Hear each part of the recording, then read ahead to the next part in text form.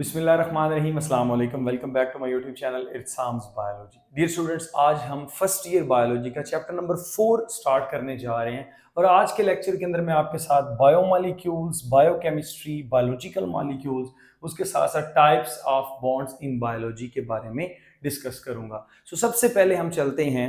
अगर आपको क्लास 10 याद हो या क्लास 9 जब आपने बायो रखी थी तो आपने लेवल्स ऑफ बायोलॉजिकल ऑर्गेनाइजेशंस पढ़ा था। उसमें आप क्या पढ़ते हैं? आप कहते हैं कि जब भी प्रोटॉन, इलेक्ट्रॉन और न्यूट्रॉन आपस में मिलते हैं तो ये क्या बनाते हैं? एक एटम बनाते हैं। ठीक है, एक एटम के न्यूक्लियस में प्रोटॉन और न्यूट्रॉन और इलेक्ट्रॉन उसके ऑर्बिट्स के अंदर होते हैं।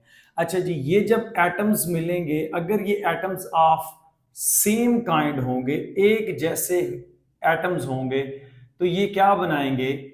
एलिमेंट बनाएंगे। ये क्या कहलाएंगे? एलिमेंट। अब ये एलिमेंट चूंकि लिविंग ऑर्गेनिजम्स का हिस्सा होंगे, जो जो सारे नहीं, जो बायोलॉजिकल सिस्टम का हिस्सा है, ठीक है, ऐसे एलिमेंट जो लिविंग ऑर्गेनिजम्स के अंदर पाए जाते हैं उनको हम क्या बोलते हैं? बायो एलिमेंट्स का नाम देते हैं। इसमें आपको पता है कि आपने पढ़ा होगा oxygen, carbon, hydrogen, nitrogen, phosphorus and calcium. ये क्या थे? बायो एलिमेंट्स थे। इसके अलावा कुछ और भी थे, ठीक है। उसके बाद हमारे पास आते हैं कि जब ये एलिमेंट्स आपस में मिलते हैं, ठीक है, तो ये क्या बनाते हैं? Elements combine. जब ये आपस में मिलेंगे तो they will form a molecule. अब चूंकि ये मॉलिक्यूल किसका हिस्सा है? लिविंग सिस्टम का हिस्सा है, लिविंग ऑर्गेनिज्म के अंदर पाया जाता है, तो इसको हम क्या कहेंगे? बायोमॉलिक्यूल्स कहेंगे। तो अब आपको समझ आ चुकी होगी कि biomolecules, the molecules that are present in a living organism और इन अ लिविंग सिस्टम। दुनिया का कोई भी जानदार है, उसके अंदर अगर कोई मॉलिक्यूल पाया जाता है तो वो क्या कहलाएगा? बायोमॉलिक्यूल कहलाएगा। और ये जो बायोमॉलिक्यूल्स हैं, ये जो केमिकल कंपोजिशन है, ये जो केमिकल कंपोनेंट्स हैं, ये हमारी बॉडी के अंदर साइंस की ऐसी कौन सी ब्रांच है जिसके अंदर इनको स्टडी किया जाता है? तो वो भी आपने पढ़ रखी है, that is biochemistry. Biochemistry is the branch of biology which deals with the study of chemical components, कि कौन कौन सी चीजों से मिलकर बने हैं कौन? Living organism. And chemical processes, कौन कौन से केमिकल रिएक्शंस हो रहे हैं, जैसे फॉर एग्जांपल फोटोसिंथेसिस हो रही है,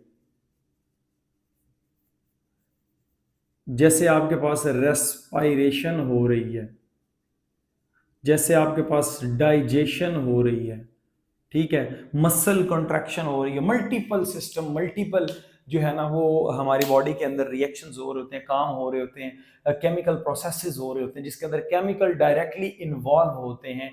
ये क्या कहलाती है? बायोकेमिस्ट्री कहलाती है। अब जब हम केमिकल्स का नाम लेते हैं तो all the chemical reaction taking in our body, ठीक है ना, ऑल केमिकल रिएक्शन, हमारी बॉडी के अंदर होने वाले तमाम केमिकल रिएक्शंस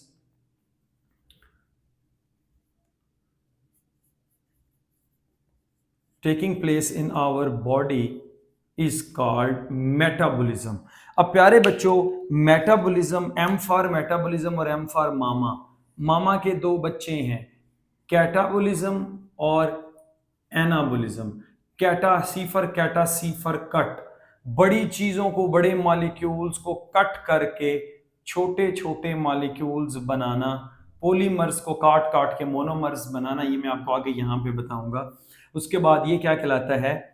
कैटाबॉलिज्म कहलाता है। और इसी तरह से एनाबॉलिज्म, ए फॉर एना और ए फॉर क्या है? असम्बल। इससे मुराद क्या है? छोटी चीजों को पकड़ना और उससे एक बड़ी चीज बना देना जो कि कारआमद हो, काम की हो, उसको हम क्या बोलते हैं? एनाबॉलिज्म। तो ये आपके पास सारा बायोकेमिस्ट्री के अंदर ही आता था। All the chemical reactions taking place in our body या in a living system is called metabolism. उसके आगे फिर दो ब्रांचेस हैं। कैटाबॉलिज्म के बड़े मॉलिक्यूल्स को कट करके छोटे बनाए जाते हैं, और इसी तरह से एनाबॉलिज्म के छोटे मॉलिक्यूल्स को पकड़ के बड़े मॉलिक्यूल्स बनाए जाते हैं। तो ये आपके पास इसकी एग्जांपल कैटाबॉलिज्म की है रेस्पायरेशन, और एनाबॉलिज्म की है फोटोसिंथेसिस। उसके बाद आता है कि बायोलॉजिकल मॉलिक्यूल्स क्या होंगे? The molecules that are present in living system, that are present in life, that are present in humans, organisms, और भी दुनिया के अंदर प्लांट्स हो गए हैं, माइक्रो ऑर्गेनिजम्स हो गए, व्हाटएवर, जो भी उनके अंदर जो मॉलिक्यूल्स पाए जाएंगे वो क्या कहलाते हैं, बायोलॉजिकल मॉलिक्यूल्स। अब अगर आप बात करते हैं तो अल्लाह पाक जो है ना वो कुरान पाक में भी फरमाते हैं, मफहूम बता देता हूँ कि ये जो कायनात है इसको पानी से बनाया गया, ये जो ऑर्गेनिजम्स हैं जानदार हैं इनको पानी से बनाया गया है, ठीक है। तो अब ऑब्वियस सी बात है कि अगर पानी से बनाया गया है तो इसका मतलब ये होगा कि हमारे अंदर फिर वाटर भी ज़्यादा होगा। जी, हमारे अंदर वाटर कितना है, या लिविंग ऑर्गेनिज्म के अंदर वाटर कितना होता है, 80%। हमारी ये न्यू बुक कहती है, वैसे 70 to 80 होता है। अच्छा, और उसके बाद जो 20% है ना वो बाकी रह जाता है ड्राई मास। वो बाकी कितना है, 20%, यानी कि 20% उसके अंदर ना बाकी तमाम पर चीजें, प्रोटीन्स आ जाती हैं जो कि 50% पाई जाती है। सबसे ज्यादा पाई जाने वाली क्या होती हैं, प्रोटीन्स हो जाती हैं, ठीक है प्यारे बच्चों। प्रोटीन्स ड्राई मैस का 50% आ जाती है। इसी तरह से लिपिड्स हमारे पास आ जाती हैं, इसी तरह से कार्ब्स आ जाते हैं। ये चार्ट दिया गया है बुक के अंदर, आप इसमें से देख सकते हैं इनकी परसेंटेजेस के बारे में कि लिपिड आपके पास 10% है, कार्ब्स आपके पास 15% है, और न्यूक्लिक एसिड आरएनए और डीएनए आपके पास 18% पाए जाते हैं। तो ये ड्राई मैस बाकी, यानी कि अगर फॉर एग्जांपल मेरा वजन कितना है, 100 kg है, सपोज 100 kg है। अब 100 kg में से 80 kg तो पानी निकल गया, पीछे क्या रह गया, 20 kg। 20 kg में 50% यानी कि 10 किलो प्रोटीन, और बाकी सारी जो चीज़ें हैं वो किस किस फॉर्म के अंदर पाई जा रही हैं, वो आपके पास लिपिड्स, कार्बोहाइड्रेट्स, और उसके बाद आ जाते हैं न्यूक्लिक एसिड। यही आपके पास क्या हैं, मेजर होते हैं। और अगर आप इन सब की परसेंटेज देखें ना, लिपिड्स, कार्बोहाइड्रेट्स, न्यूक्लिक एसिड, ये हमारी बॉडी का 93% बना रही हैं। कितना बना रही है, 93। आप बेशक गिन सकते हैं, 8 5 13, एक आ गया, 6 7 8 और 9, 93% आपके पास क्या है, लिपिड्स हैं, कार्बोहाइड्रेट्स हैं, प्रोटीन्स हैं, न्यूक्लिक एसिड हैं, और ये आपस में कॉन्जुगेटेड मॉलिक्यूल्स भी बना सकते हैं, यानी कि लिपिड्स और प्रोटीन मिली तो लाइपोप्रोटीन की फॉर्म में भी ये पाए जाते हैं, ग्लाइकोलिपिड की फॉर्म में भी पाए जाते हैं, ठीक हो गया, ग्लाइकोप्रोटीन की फॉर्म में भी, यानी कि ये खुद भी हैं लेकिन आगे ये इनके साथ मिलकर ये न्यूक्लियोप्रोटीन की फॉर्म में भी जो है ना वो पाए जाते हैं। तो ये कहलाते हैं कॉन्जुगेटेड मॉलिक्यूल्स। तो इस तरह से ये क्या करते हैं, 93% जो है ना बॉडी का बनाते हैं, और यही मेजर मैक्रो मॉलिक्यूल्स कहलाते हैं। मैक्रो का मतलब है बड़ा, जिनका मॉलिक्यूलर वेट ज्यादा होता है, वो मैक्रो मॉलिक्यूल्स कहलाते हैं। ये जो ज्यादा क्वांटिटी के अंदर पाए जाते हैं मैक्रो मॉलिक्यूल्स हैं, ठीक है। अच्छा जी, उसके बाद आते हैं माइक्रो। माइक्रो जिनका मॉलिक्यूलर वेट जरा कम होता है वो आपके पास माइक्रो कहलाते हैं। अच्छा, ये जो मैक्रो मॉलिक्यूल्स हैं इनमें से भी मजीद जो रिमेनिंग 7% है ना वो कंटेन ऑर्गेनिक। ऑर्गेनिक में फिर हमारे पास क्या आ जाते हैं, वाइटामिन आ जाते हैं, ठीक है। और इनऑर्गेनिक में फिर हमारे पास माइक्रो मॉलिक्यूल्स आ जाते हैं, जैसे कार्बन डाइऑक्साइड होगी। उसके अलावा हमारे पास प्यारे बच्चों यहाँ पे आ जाता है जैसे साल्ट्स हो गए, ठीक हो गया। इनका मॉलिक्यूलर वेट इतना ज्यादा नहीं होता, तो ये हमारे पास क्या आ जाते हैं, माइक्रो मॉलिक्यूल्स आ जाते हैं। तो ये बाकी 7% मिल के टोटल कितना हो गया, अब आपके पास 100% हो गया।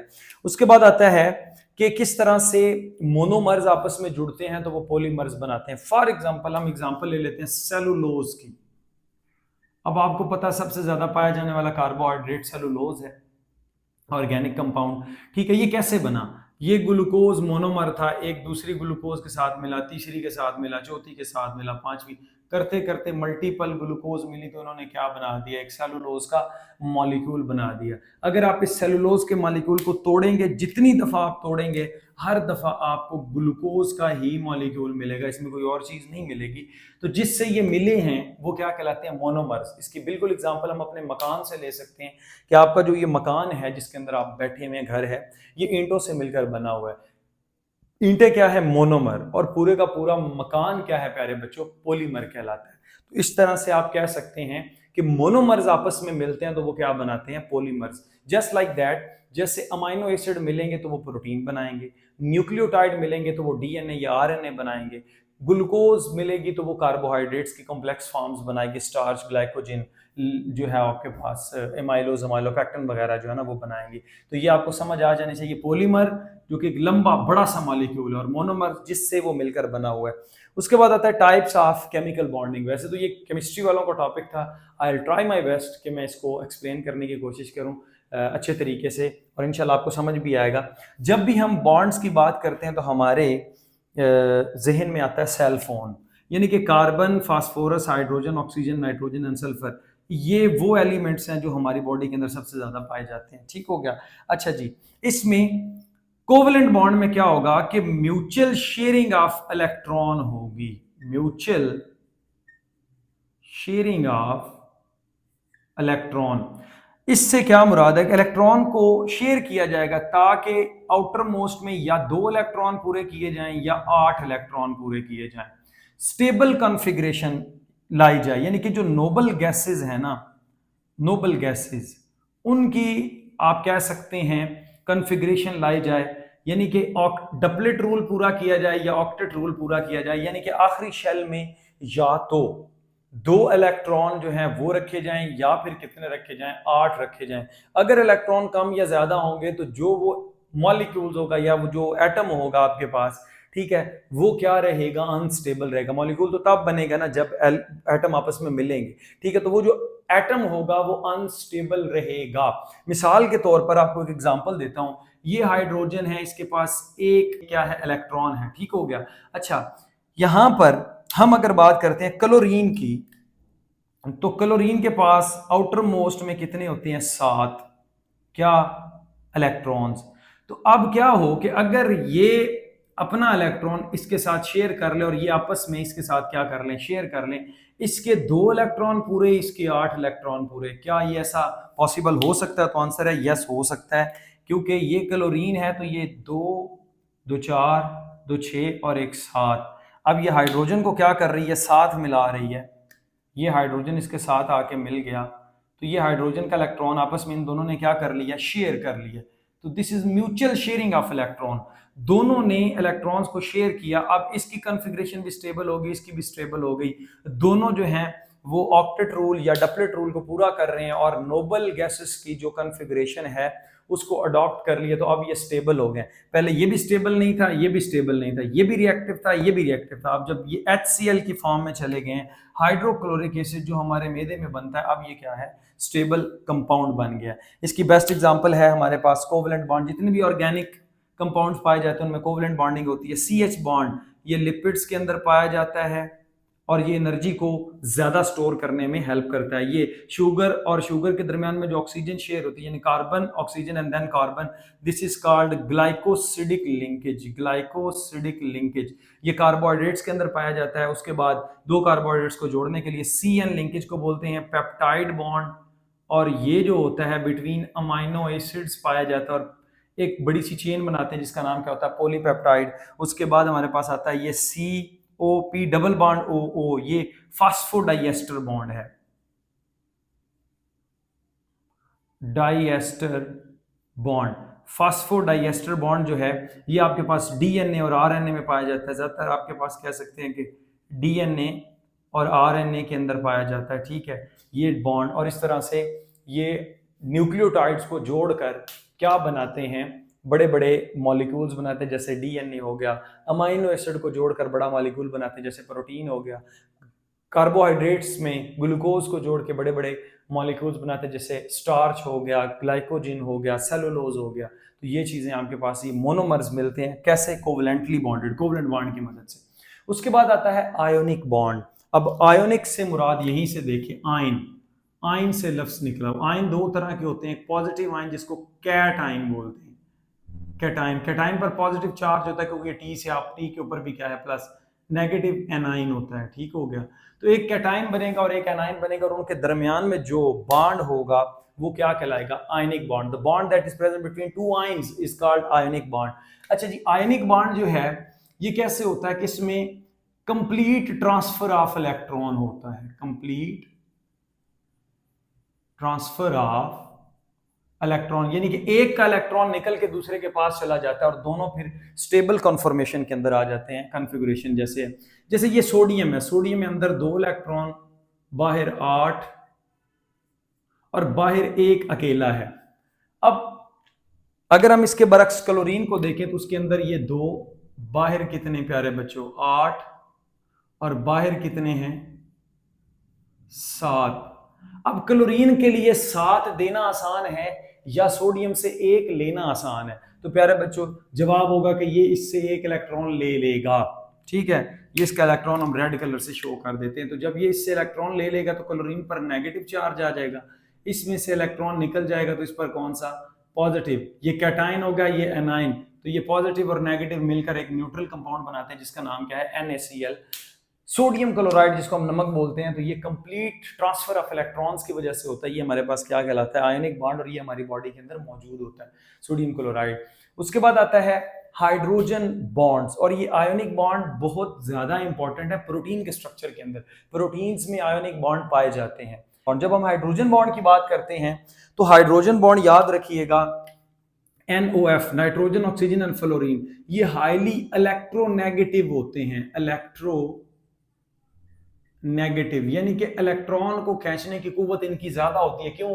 इनका साइज कम होता है, चार्ज ज्यादा होता है। ठीक है, उसके बाद इसकी एग्जांपल ये ले लेते हैं कि ये हमारे पास वाटर है। वाटर जो है, हाइड्रोजन पर पार्शियल पॉजिटिव चार्ज है, ऑक्सीजन पर पार्शियल नेगेटिव, इधर ऑक्सीजन पर पार्शियल नेगेटिव, इस पर पार्शियल पॉजिटिव चार्ज है। ठीक है, क्यों ऐसा हुआ है? ऑक्सीजन जो है वो शेयर्ड पेयर ऑफ इलेक्ट्रॉन को अपनी तरफ खींच लेती है, यही वजह ऑक्सीजन पर क्या रहता है, नेगेटिव चार्ज रहता है। अच्छा, अब एक मॉलिक्यूल का यानी कि वाटर का एक मॉलिक्यूल ये वाला और एक मॉलिक्यूल ये, इसकी ऑक्सीजन जो कि पार्शियली नेगेटिव चार्ज और इसकी हाइड्रोजन जो कि पार्शियली पॉजिटिव चार्ज है, एक आरजी बॉन्ड बनाते हैं, एक weak linkage, weak intermolecular forces. Weak क्यों है? क्योंकि बड़ी थोड़ी मकदार में पाई जाती है। अगर हम सिर्फ एक मॉलिक्यूल की बात करें, चूंकि ये नंबर ऑफ फोर्सेस बढ़ जाती हैं, नंबर ऑफ बॉन्ड्स बढ़ जाते हैं हाइड्रोजन बॉन्ड, इस वजह से हम इसको क्या बोलते हैं, ओवरऑल ये क्या है, स्ट्रांग हो जाती है। बिल्कुल ऐसे ही जैसे एक लड़की है, उसके एक वाल को अगर पकड़ के आप तोड़ते हैं तो आसानी से तोड़ सकते हैं। अगर वो चुटिया बना लेती है तो चुटिया को तोड़ना जरा क्या हो जाता है, मुश्किल। वही वो लकड़ आरे वाली एग्जांपल के, गड्ढा मेरे पास लाओ, लकड़ियों का एक एक लकड़ी को तोड़ोगे तो आसानी से टूट जाएगी, मल्टीपल को तोड़ने की कोशिश करोगे तो नहीं टूटेगी। इत्तेफाक में बरकत है वाली बात। अगर एक बॉन्ड की, इंडिविजुअल बॉन्ड की बात करें तो ये वीक है, लेकिन जब ये एक पूरे मॉलिक्यूल के अंदर, एक पूरे कंपाउंड के अंदर हजारों और लाखों की तादाद में पाए जाते हैं, तो ये उसका मेल्टिंग और बॉइलिंग पॉइंट और उसकी स्टेबिलिटी को क्या कर देते हैं, बढ़ा देते हैं। यही वजह है कि water is a stable compound, क्योंकि इसमें डबल हाइड्रोजन बॉन्डिंग पाई जाती है। ठीक है, अच्छा, उसके बाद आता है, और ये हाइड्रोजन बॉन्डिंग डीएनए के स्ट्रक्चर में पाई जाती है। उसके बाद हाइड्रोजन बॉन्डिंग प्यारे बच्चों पाई जाती है प्रोटीन्स के अंदर। तो ये बड़ी ही जरूरी और बड़ी इंपॉर्टेंट है, पोलर मॉलिक्यूल्स के अंदर ये पाई जाती है। उसके बाद आता है हाइड्रोफोबिक इंटरेक्शन, ऐसे इंटरेक्शन जो पानी से दूर भागते हैं। मिसाल के तौर पर जब हम प्रोटीन्स को पानी के अंदर डालते हैं ना, तो जो लिपिड लविंग, लफ्ज क्या यूज कर रहा हूं, लिपिड लविंग अमाइनो एसिड्स होते हैं या फैटी एसिड्स होते हैं, जैसे आपके पास जिनको वाटर जो है वो वाटर से दूर भागते हैं। प्रोटीन के अंदर फैटी एसिड नहीं होते, वैसे बता रहा हूँ। फैटी एसिड बड़े बड़े मॉलिक्यूल हैं, वो पानी से दूर भागते हैं। तो जब आप पानी के अंदर डालते हैं तो वो ऐसे गोल गोल एग्रीगेट बना लेते हैं, ऐसे गोल गोल सी शक्ल बना लेते हैं। ठीक है, और फिर आपस में ये बॉन्डिंग बनाने की कोशिश करके एक बड़ा सा स्ट्रॉन्ग मॉलिक्यूल बनाने की कोशिश करते हैं। These are called hydrophobic interaction. ये बॉन्ड नहीं है, ये इंटरेक्शन है। एक दूसरे के पास आया, समझौता किया और आपस में मिल गए। यही वजह है कि जब हम किसी प्रोटीन मॉलिक्यूल्स को या किसी ऐसे मॉलिक्यूल को जिसके अंदर फैट लविंग सब्सटेंसेस होते हैं पानी के अंदर डालते हैं, तो वो गोल शक्ल बना लेता है। अंदर की तरफ हाइड्रोफोबिक होता है और बाहर की तरफ क्या होता है, ये हाइड्रोफोबिक है और बाहर की तरफ हाइड्रोफिलिक होता है। ठीक हो गया। तो इस तरह से ये हाइड्रोफोबिक इंटरेक्शन हमारे सेल की मेम्ब्रेन में पाए जाते हैं, जिसकी वजह से हमारी मेम्ब्रेन जो है ना वो स्टेबल है। अरे बच्चों, नेक्स्ट हमारे पास आता है hydrophilic interaction. Water loving interactions होते हैं। मिसाल के तौर पर अगर आप सोडियम क्लोराइड को पानी के अंदर डालने की कोशिश करते हैं या डालते हैं तो वो उसके अंदर हल हो जाता है। सो वाटर लविंग होते हैं, ऊपर वाले पानी से दूर भागते हैं और ये आसानी के साथ नीचे वाले जो हैं यानी कि हाइड्रोफिलिक इंटरेक्शंस, ये पानी के अंदर आसानी के साथ ये कंपाउंड हल हो जाते हैं just because of polarity. Polarity की वजह से ये इसमें चार्जेस होते हैं जो पानी के अंदर डिसोसिएट हो जाते हैं, या आप कह सकते हैं पानी के अंदर इस तरह से ओरिएंटेड होते हैं कि उनके पास पॉजिटिव और नेगेटिव चार्जेस आते हैं और उसको हल करने की कोशिश करते हैं, डिसॉल्व करने की कोशिश करते हैं, जिससे वो कंपाउंड पानी के अंदर डिसॉल्व हो जाता है। सो मैं उम्मीद करूंगा स्टूडेंट्स कि आपको ये मेरा लेक्चर अच्छा लगा होगा। Stay connected. Thank you and Allah हाफ़िज़।